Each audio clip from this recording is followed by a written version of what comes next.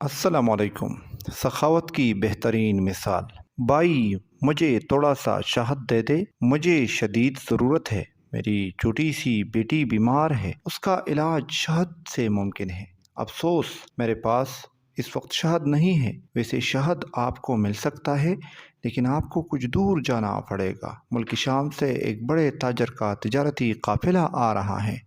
وہ تاجر بہت اچھے انسان ہیں، مجھے امید ہے وہ آپ کی ضرورت کے لیے شہد ضرور دے دیں گے۔ ضرورت مند نے ان کا شکریہ ادا کیا اور شہر سے باہر نکل آیا تاکہ قافلہ وہاں پہنچے تو تاجر سے شہد کے لیے درخواست کر سکے۔ آخر قافلہ آتا نظر آیا، وہ فوراً اٹھا اور اس کے نزدیک پہنچ گیا۔ اس قافلے کے امیر کے بارے میں پوچھا۔ لوگوں نے ایک خوبصورت اور بارونق چہرے والے شخص کی طرف اشارہ کیا۔ ان کی خدمت میں حاضر ہوا اور عرض کیا کہ میری چھوٹی سی بیٹی بیمار ہے، اس کے علاج کے لیے مجھے تھوڑے سے شہد کی ضرورت ہے۔ انہوں نے فوراً اپنے غلام سے فرمایا، جس اونٹ پر شہد کے 2 مٹکے لدے ہیں ان میں سے ایک مٹکا اس بھائی کو دے دے۔ غلام نے یہ سن کر کہا، آقا اگر ایک مٹکا اسے دے دیا تو اونٹ پر وزن برابر نہیں رہ جائے گا۔ یہ سن کر انہوں نے فرمایا، تب پھر دونوں مٹکے انہیں دے دے۔ یہ سن کر غلام گھبرا گیا اور بولا، آقا یہ اتنا وزن کیسے اٹھائے گا؟ اس پر آقا نے کہا، تو پھر اونٹ بھی اسے دے دو۔ غلام فوراً دوڑا اور وہ اونٹ مٹکوں کے ساتھ اس کے حوالے کر دیا۔ وہ ضرورت مند ان کا شکریہ ادا کر کے ان کی رسی تھام کر چلا گیا۔ وہ حیران بھی تھا اور دل سے بے تحاشا دعائیں بھی دے رہا تھا۔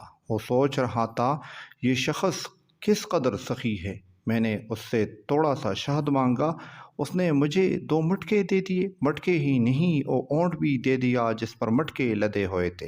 ادھر غلام اپنے آقا کی خدمت میں حاضر ہوا تو آقا نے غلام سے کہا، جب میں نے تم سے کہا کہ اسے 1 مٹکا دے دو تو تم نہیں گئے، دوسرا مٹکا دینے کے لیے کہا تو بھی تم نہیں گئے، پھر جب میں نے یہ کہا کہ اونٹ بھی اسے دے دو تو تم دوڑتے ہوئے چلے گئے، اس کی کیا وجہ تھی؟ غلام نے جواب دیا، آقا جب میں نے یہ کہا کہ ایک پورا مٹکا دینے سے اونٹ پر وزن برابر نہیں رہے گا تو آپ نے دوسرا مٹکا بھی دینے کا حکم فرمایا۔ جب میں نے یہ کہا کہ وہ دونوں مٹکے کیسے اٹھائے گا تو آپ نے فرمایا اونٹ بھی اسے دے دو۔ اب میں ڈرا کہ اگر میں نے کوئی اعتراض کیا تو آپ مجھے بھی اس کے ساتھ جانے کا حکم فرما دیں گے، اس لیے میں نے دوڑ لگا دی۔ اس پر آقا نے کہا، اگر تم اس کے ساتھ چلے جاتے تو اس غلامی سے آزاد ہو جاتے، یہ تو اور اچھا ہوتا۔